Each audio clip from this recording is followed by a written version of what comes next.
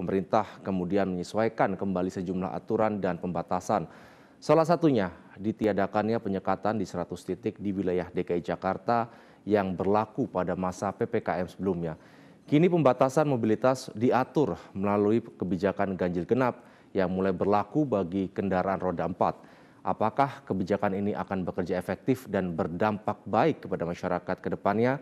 Untuk membahas lebih jauh, kita sudah terhubung bersama pakar kesehatan dan epidemiolog dari Griffith University Australia, Bapak Diki Budiman. Selamat pagi, Pak Diki.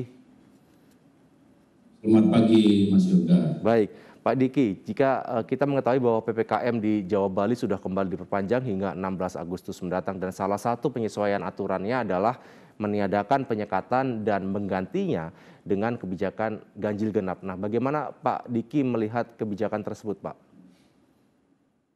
Ya, ini kebijakan yang memang bisa dilakukan ya oleh kota sebesar Jakarta ya, karena penduduk Jakarta ini juga dikontribusi aktivitas pagi sampai menjelang malam itu oleh pergerakan dari sekitar Jakarta itu sendiri. Dan tentu kita melihat ketika penyekatan dilakukan itu luar biasa merepotkan pada sisi lapangan ya, karena sulit sekali memeriksa satu persatu kan. Tapi dengan ini ada potensi ya mengurangi jumlah kendaraan satu itu. Namun harus difahami juga bahwa yang menjadi isu utama adalah bahwa apapun intervensi pembatasan itu sifatnya adalah memperkuat esensi strategi utama, yaitu ya testing tracing ini jangan sampai kendor ya, dan juga tidak bisa hanya dilakukan oleh Jakarta, tapi penunjang kota-kota seperti Bogor, Bekasi dan lain sebagainya ini juga harus kuat ya dalam 3T, termasuk dalam hal ini juga 5M dan juga vaksinasi. Nah, itu yang menjadi soko gurunya. Nah, kemudian juga adalah bahwa kita harus tahu inputnya. Inputnya ini adalah bahwa katakanlah bicara orang bekerja di Jakarta, seandainya memang masih memungkinkan untuk bekerja di rumah, bagi yang pekerjaan dengan teknologi dan lain sebagainya, hendaknya itu juga dibatasi ya. Karena seberapa bagus pun namanya pembatasan ya dengan ganjil genap atau ditambah lagi misalnya dengan jam-jam tertentu, kalau inputnya tidak dikurangi ya, karena masalahnya ini situasi kita kan masih belum dalam situasi sangat terkendali ya, atau tes positivity rate kita ini masih jauh di atas 5%. Ya, walaupun Jakarta sudah mulai membaik, namun langkah pembatasan ini bukan hanya dalam artian membatasi pergerakan kendaraan, tapi dari sisi jumlah orang yang akan pergi pun sudah mulai diseleksi sejak awal gitu, bahwa dia perlu nggak mulai dari sisi pekerjaannya working from home diutamakan. Kedua juga kita bangun literasi ya mulai dari pekerja juga masyarakat, bahwa dia keluar itu memang karena esensial sekali, karena sangat penting. Nah, ini yang sangat mendasar ya, prinsip yang sangat mendasar, karena sekali lagi nanti ketika ini sudah ada pembatasan ganjil genap ini juga nanti harus ada penguatan di kantor atau tempat kerja itu sendiri untuk memastikan bahwa memang yang datang adalah yang memang esensial dan juga termasuk memiliki risiko kecil membawa virus. Dengan cara apa ya, ada mungkin surat keterangannya, ada juga tes yang secara reguler dilakukan, termasuk juga pemantauan. Karena tetap sebetulnya dalam situasi saat ini selain ada ganjil genap itu, tapi orang yang membawa kendaraan ini juga harus dipantau. Kalau saya sejak awal pandemi mengusulkan ketika klaster perkantoran ini banyak, itu bahwa setiap kantor itu memiliki tools monitoring yang harian sifatnya, bahwa setiap pegawai ketika akan pergi itu lapor ke, ada sistem lah yang dibangun oleh kantor dengan misalnya WhatsApp atau handphone apa, sehingga saya suhunya segini, tidak ada keluhan apapun, yang sederhana saja, yang 3 atau 4 poin, sehingga itu akan menjadi semacam penilaian risiko awal sebelum dia beraktivitas setiap pagi. Ya, Pak Diki, kita mengetahui bahwa pemberlakuan ganjil genap ini hanya berlaku untuk kendaraan roda 4, sedangkan mobilitas masyarakat tidak hanya menggunakan kendaraan roda 4 atau lebih, bisa dengan kendaraan roda 2. Nah, bagaimana Pak Diki kemudian membandingkan kebijakan penyekatan yang jika penyekatan ini kendaraan roda 2 juga terlibat di dalamnya dibandingkan dengan pemberlakuan ganjil genap ini yang kemungkinan hanya diberlakukan untuk kendaraan roda 4, Pak Diki?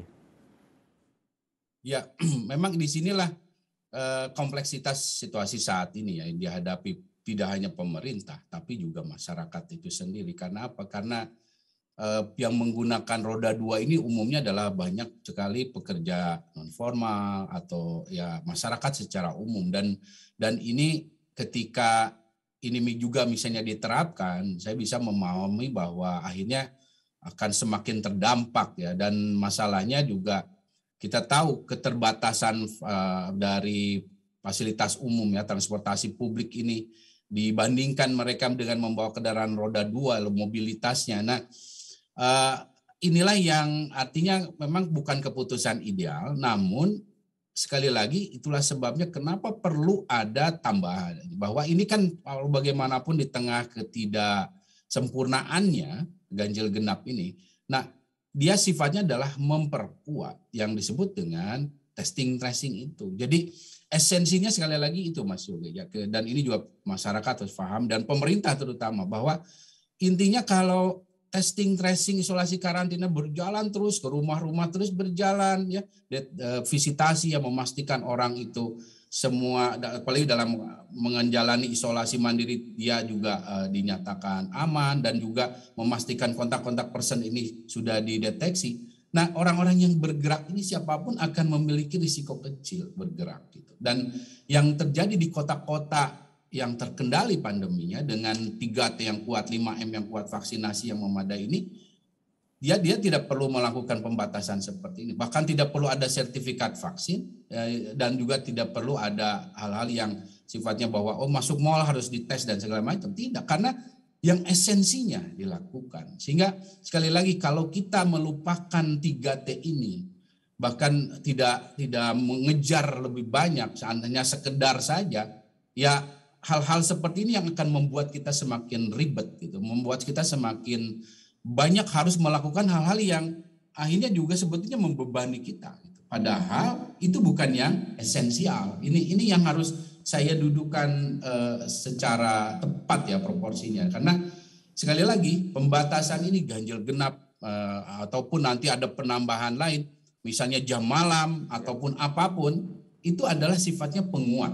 Nah, yang intinya adalah kita harus pastikan orang-orang yang bergerak ini, mau dia berjalan kaki, mau dia naik sepeda motor, naik kendaraan umum, semuanya memiliki risiko kecil membawa virus atau terpapar virus. Nah, dengan cara apa? Dengan cara dari sejak level katakanlah kecamatan, puskesmas lah misalnya, itu kita sudah perkuat strategi deteksi kasus secara aktif ini. Ini yang utamanya nih, ini yang harus saya sampaikan. Ya.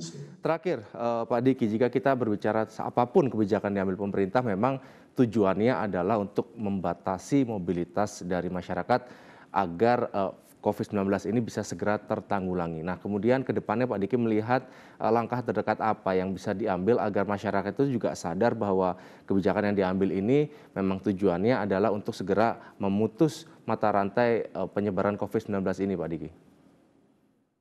Ya, inilah yang sekali lagi harus dipahami, bahwa perang kita melawan virus penyebab COVID-19 ini merupakan perang bersama ya, dan tidak bisa hanya diandalkan atau mengandalkan strategi yang dilakukan pemerintah, karena sebagus apapun strategi yang dikeluarkan oleh pemerintah pusat, daerah ya sampai kabupaten kota, kalau tidak ada peran masyarakat, tidak ada dukungan aktif ya, dukungan itu harus aktif ya dari masyarakat, ini tidak akan berhasil. Dan kita tidak perlu juga menunggu satu strategi yang ideal, termasuk hal-hal data-data yang ideal untuk memberikan peran ini. Nah, peran dari masyarakat inilah yang tadi saya sampaikan, ketika akan keluar rumah masing-masing sudah harus mengukur diri. Ya, mengukur diri saya.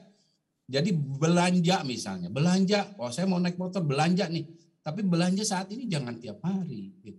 bukan tidak boleh belanja, tapi belanjanya dihitung oke tiap 5 hari sekali. Karena bagaimanapun semakin sering kita keluar, semakin besar potensi kita terpapar virus ini. Nah ini yang harus dimulai dari rumah tangga. Jadi mengukur bahwa kalau keluar ya kita memang penting dan lakukan itu secara seefektif mungkin, seefisien mungkin. Artinya apa?